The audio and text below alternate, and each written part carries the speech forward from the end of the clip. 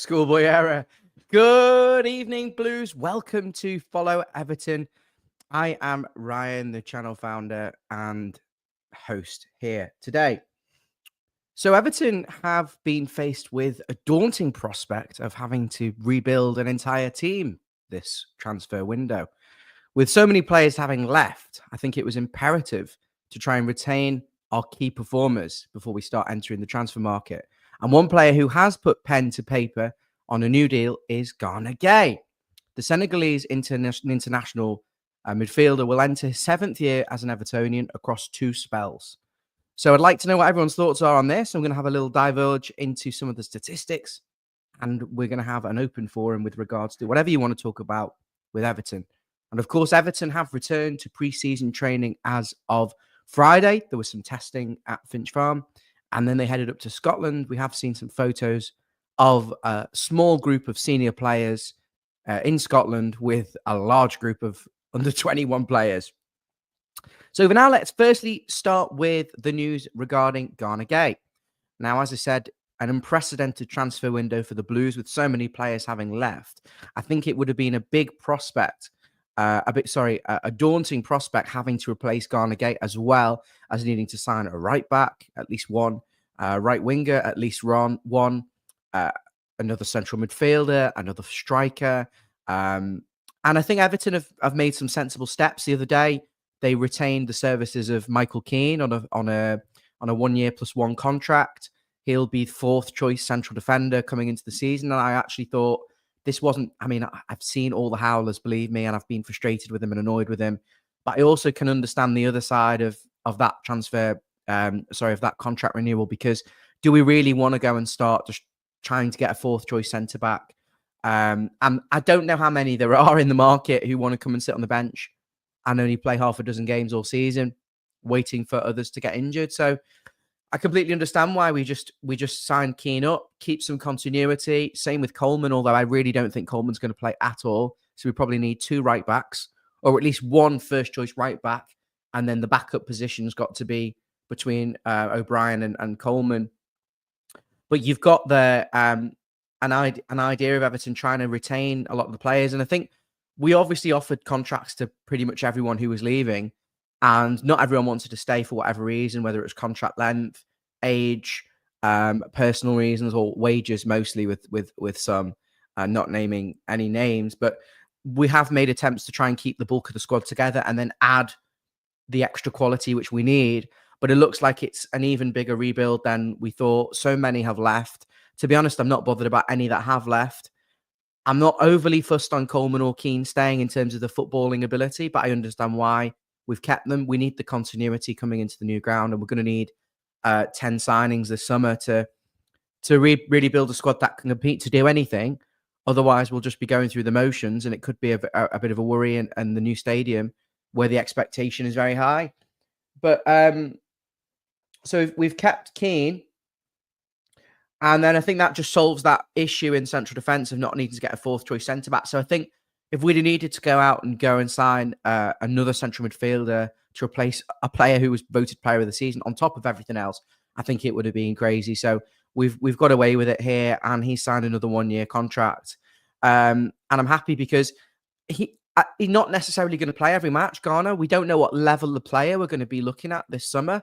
I hope it's a high level of player, in which case there's more competition, and he wouldn't necessarily even be guaranteed to start.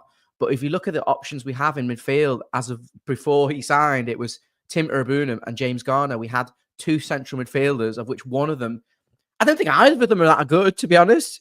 I think Garner is obviously considerably better than Tim Irbunam, but who I subsequently I would actually loan if we could bring players in, and fingers crossed we will. But it was so light in numbers.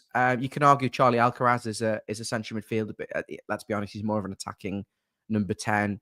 So Garner comes in. We've now got 3 central midfielders, of which I think you do worry. There is in the back of your mind a worry that his legs may go at some point. You worry that Garner, James Garner possibly doesn't have the goals in him and the assists in him that you need in midfield to take this team to another level. Otherwise, we've got basically a central midfield pairing that never score. And then Timo Werner, who for me, he had that injury, but he showed his fitness and discipline lacked. Apart from the Merseyside derby assist, I haven't seen an awful lot from him. And I'd like to learn him. So we need players in central midfield. We were looking at Douglas Luiz, apparently at Juventus, who's not happy there. I think he would instantly improve us. But we need 2 or 3 central midfield signings. And that is with Gana, who's just re-signed on a 1-year contract. So there was part of me thought Gana may leave and just kind of leave it on that note of kind of Goodison's gone. He was a Goodison player, but and also because his mates Decore has gone, and previously Onana left, and they were his really close friends. But then I thought, you know what? If he's fairly settled here and he's happy, then why wouldn't he stay? You know, it can be big to try and uproot your whole family, I imagine, at 35 with young children to go to maybe Saudi Arabia. I understand he's a practicing Muslim and it's a Muslim country, but I also think he's more than happy here. And we're obviously paying him good wages. I think Saudi Arabia would have probably paid him bigger wages. So we've done well, I think, to keep him. And I think the negotiations probably have been quite protracted because he's asked for 2 years off the bat. And we've probably said, you know what? And David Moyes is notorious for this. We only want a 1 year with an option for a 2nd year. So I get why Everton need to protect themselves and not hand out these stupid contracts. I also understand why Gana Gueye would want some security. And I think they've had a good compromise. And it also motivates the player to put in another good season. And then he could potentially earn another 5 million by having his contract renewed the following season. I think it's a good salary again for him, 120 grand a week. So, well, I don't know that. I'm just actually making that up. But you would assume it's is on par with what he's had before, or possibly even more. Apparently, the Jared Branthwaite contract, which is a fantastic signing, is 160,000 a week. So that's the rumor going around, which I don't think we've ever paid a player that. And if we start doing that, then you worry that the other good players are going to start wanting massive, massive contracts. I don't think it's going to be as much as that, but I think he will be on par with around Jordan Pickford, James Tarkowski levels. I can give you some statistics then on Gana Gueye for those interested. 229 appearances in the Premier League, plenty of minutes in the tank, 19,000 actual minutes played in the Prem. Just the 7 goals, though, and the 9 assists. So he doesn't score a lot of goals. 1 in approximately 24 appearances, which is pretty shocking, to be honest, for a player with, I think he's got ability. But, you know, he's not really renowned for his goal scoring. And that's why I've argued the right winger that we bring in has got to be a goal scorer, because you have to compensate from the fact that you're getting 0 goals from central midfield. If you're a central midfielder, if you had someone like, might be a swear word for some, but it's not for me, Gylfi Sigurdsson in central midfield, contributing goals and assists, and Mikel Arteta, Tim Cahill, and Fellaini, other examples, and Leon Osman even, you possibly don't need to put as much pressure on the wide players to score and contribute to supplement the striker in the same way, because you're getting goals from more areas. But when you know Gana Gueye and James Garner as the central midfield pairing, you know you're not going to score goals. Excuse me, I'm going to have to sneeze. So I really want to see how this window's unfolding, because now Gueye is signed, and we should have had these contracts done like weeks ago. They've been an unnecessary distraction. We should have players through the door now. We've actually returned to preseason and we've got no new actual faces in, which is pretty pathetic, to be honest. So I don't know what's going on. Maybe you can argue the under-21 Cup and all the European matches that are going on at the moment may have affected it, but I don't think so. I'm not going to moan too much now, but I think as soon as the season finished, or probably the middle of May, when we knew we were safe, we should have had contacts with agents over what we're going to do, who we're going to look for, who we're going to sign. But then they could possibly argue that they didn't know who was going to be staying. But I think if you'd have asked me, who do you all want to stay, it would be Gana Gueye, and I'm not too fussed about the rest. What was I going to say? Are we going to evolve as a team then and maybe bring in a partner for Gana Gueye who can score goals. Because the way I see it is if we've got a striker who gets 10 to 15, and let's say 15 this season, please. We've got two wingers who maybe get 15 between them. You're on sort of 25, 30 goals. Your defense chips in maybe 2 per defender. There's not a lot of goals there, and then you add in the substitutes, you might score 50 goals. It's to take you to that next level. You need your midfielders to be able to chip in. And the current partnership is not going to score us a lot of goals. So I hope we've got someone with a bit more edge in there. Richard Berry, Souček is a player who does score goals from midfield. Hello, everyone in the comments. Nice to see you all. 150 of you watching at the moment. We've got the usual suspects in there. Lovely to see you all. The content is going to be a lot more consistent now. We're back at pre-season, and now I'm back home, so I will keep it coming. I was doing the Ghana statistics, wasn't I? So yeah, 230 appearances in the Prem. He's got 200 appearances in League One, 30 Champions League appearances. So bags of experience. He'll bring that into next season. He played 38 times last season, starting 35 games.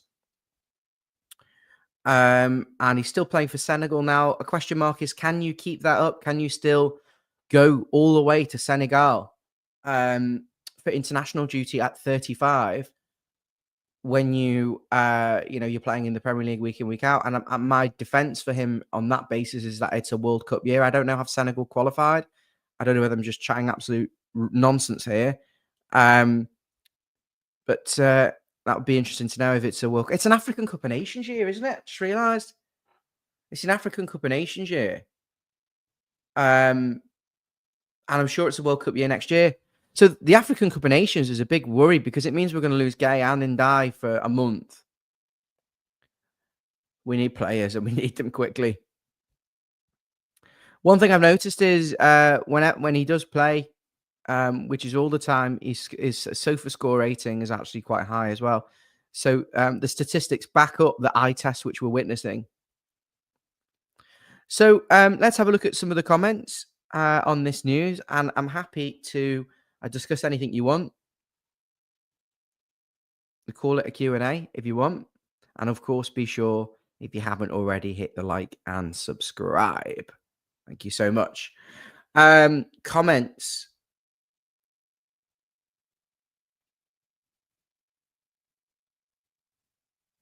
It's a 1 year plus 1, Kev. He does look after himself. I agree. Yeah, I'm pleased Decore left. Peter, thanks for your comment. He says, I disagree, Ryan. Tim Iriog-Bunam has just much tenacity as Gueye and is better on the ball than Ghana. He needs to work on his stamina. When I have seen him play, at times, it's almost looked like the whole shape of the team has fallen apart.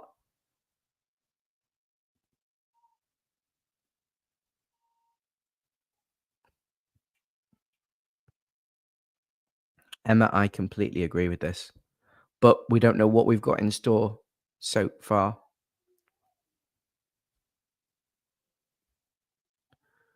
I don't know what you guys have in your private chat, all the friends in the comments. Douglas Luiz, he was very, very good at Aston Villa. I remember that Arsenal wanted to sign him at one point. He is still only 27 years of age. So, he's at a really good age. Bags of Premier League experience. A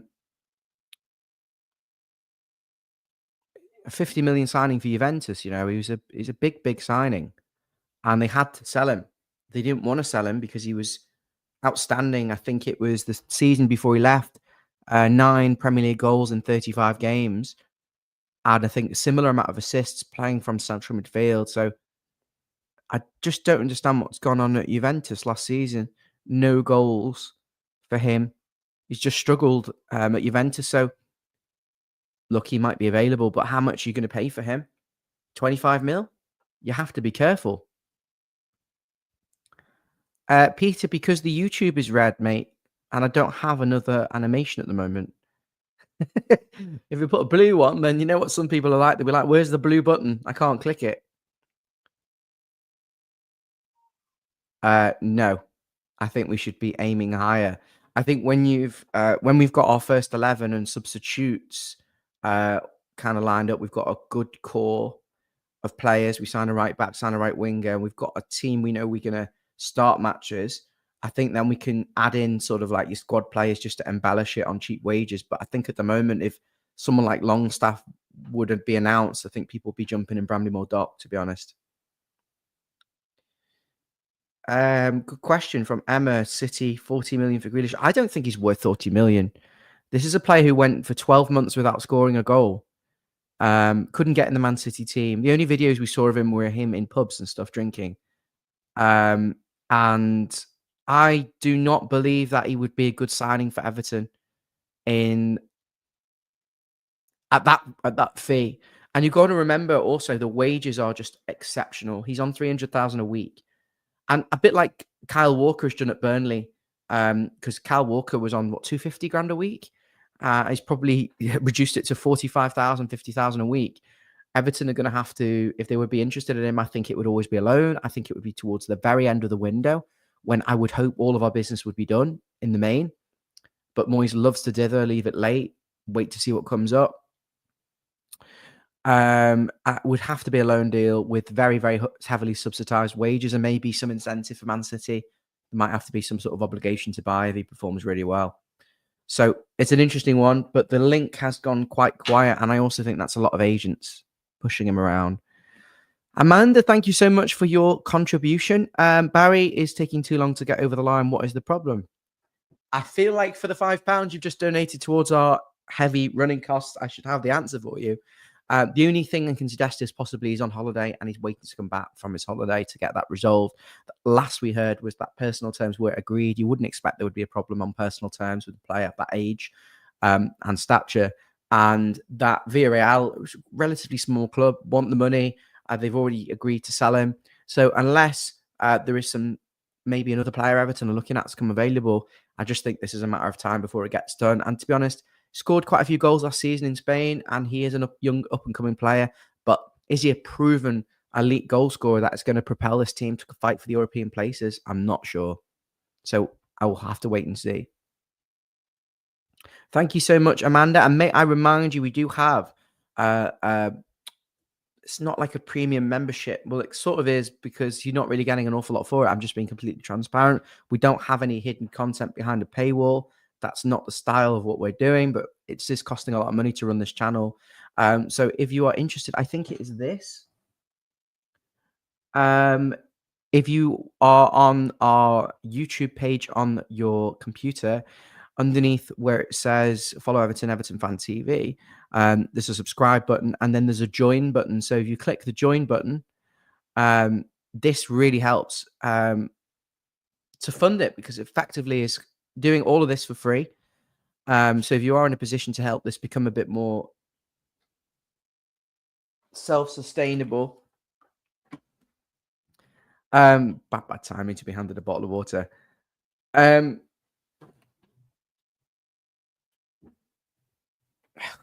in the middle of that. If you're in a position to help this channel become more self-sustainable, then if you are in a position to do so, please hit the join button as well once you've subscribed and choose what you can contribute per month. 99p helps. If you get 35 people putting £1 a month in, then this basically covers all the costs for it. And you get these fancy badges as well. So you can see as you become a longer standing member, you end up with vintage Everton crests. Okay, let's go back to the comments. Aaron Boonham is box to box. But I don't know. You're expecting a lot of this guy. I want the second midfielder, Peter, alongside Gana to score goals. I think in order for us to improve, if we're going to become more of a on-the-ball, front-foot team, I think in a lot of matches, certainly the home games, we need someone with legs in that central midfield who can shoot, basically, and get in the box and score, and not another donkey midfielder who thinks who's mad and reckons he's better than he is. Someone who can actually consistently score goals from midfield, works hard, Can put in the legs, basically has the legs and energy of Ghana, but more of an end product at the other side, and doesn't get 1 assist per season. Yes, this could be it. By Ghana, I'm talking about James Garner, by the way. I'm not talking about Idrissa Gana Gueye. I'm happy for Gana Gueye to be first choice. I just don't think he's going to play 38 games again this year. I think you always have some sort of natural decline. It's only like rare specimens like Ronaldo that dedicate 23 out of 24 hours a day to keeping in shape that are able to play till the 42. Sean, Conor Gallagher, 43 million.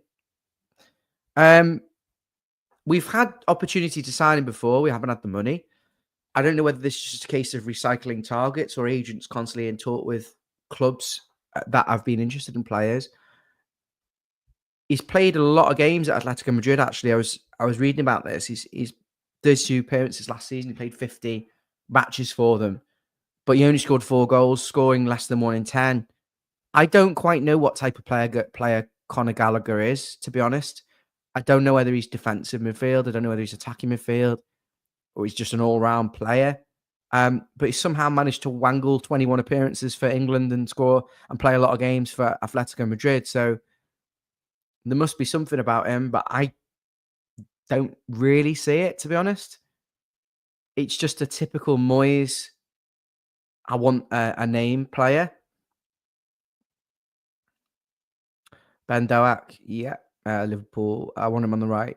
Is he good enough, though? Is he going to come in and score a lot of goals? Is he going to transform this team from 13th, 12th place, where I think we would have finished next season if we kept the group together, around the top 10 probably, to maybe fighting for the top 6?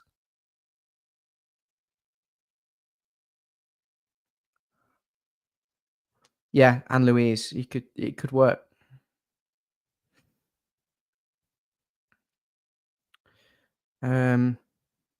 He does look like he's got composure in his finishing, Peter. I did see that on his YouTube, but you're looking at his actual goal scoring. I wonder what is in. When I saw him in the France versus Germany match and he had all those chances and he kept missing them, I thought he hasn't got any composure. So maybe I'm wrong there. Yes, Emma, there's nothing happening, and that is a worry. In fact, I'll do a little scroll now and just see if I've missed anything. And then I've got to go at 7:30 because I've got a work call.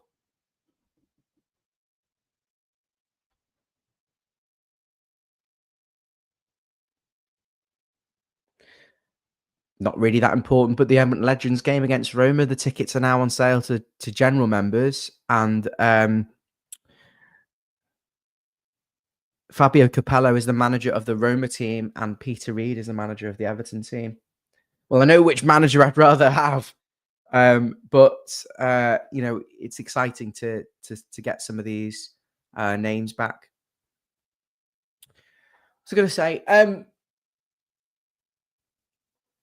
who do you want to see for that Legends game? And what do you define as a legend? Because there's an awful lot of players. I think the true club legends are too old, really, to be playing. They'll be in the 50s and 60s or 60s. You're looking at someone like Sharp, Andy Gray. They're going to come on for 5 minutes at the end. So who are we going to put out? We don't have many sort of, and I'm reluctant to use the word legend. Maybe you could use the word icon, but I don't think you could use the word legend for a lot of players.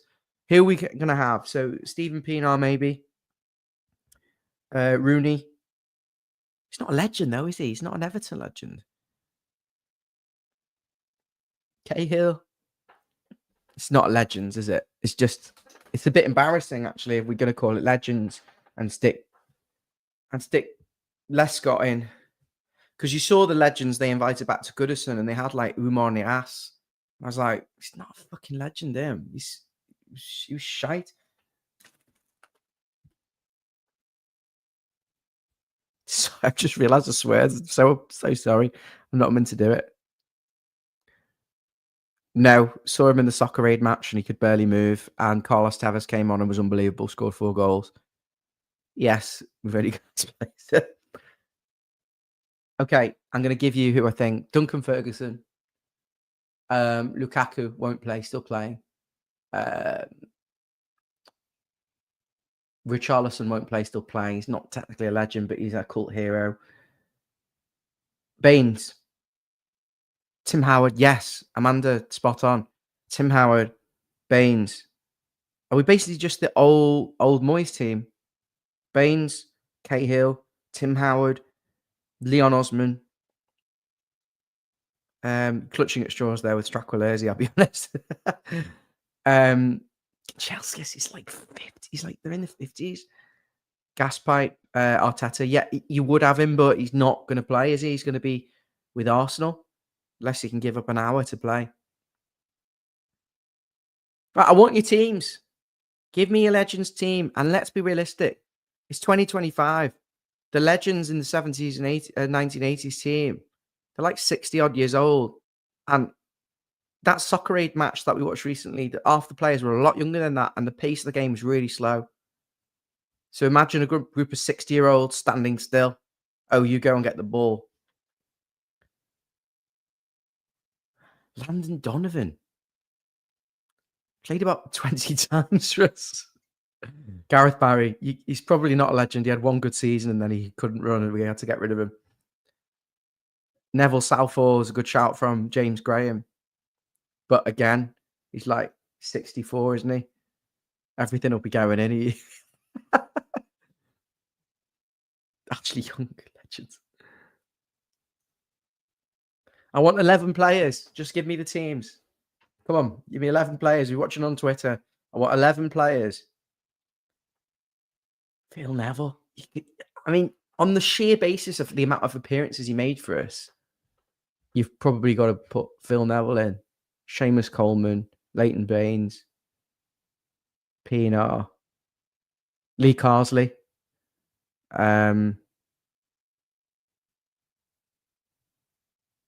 Give me your 11s while I look to see whether there's any other transfer rumors before I rack it up. Douglas Luiz, yeah. People are talking about Douglas Luiz.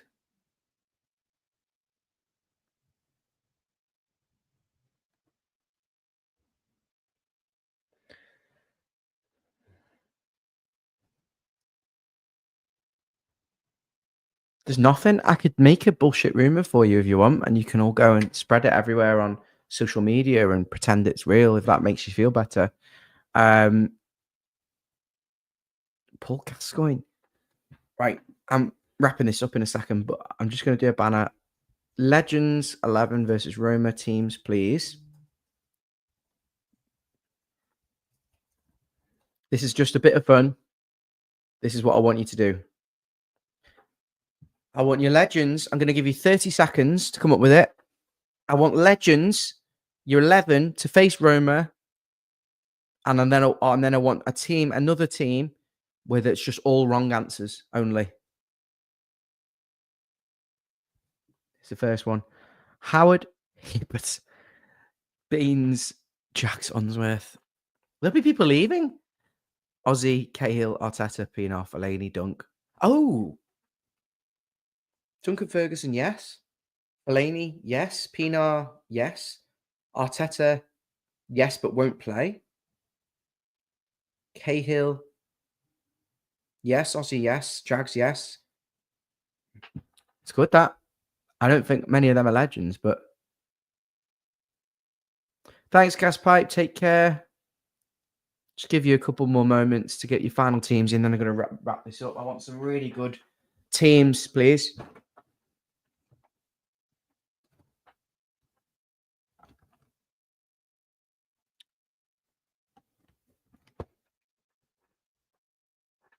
People are eating their tea. Okay, I think we've had enough. I've got to go. Ladies and gentlemen, thank you so much for watching. The news is Gana Gueye signed a new 1-year contract. How exciting. Hopefully we'll have some new players coming in very soon. Take care.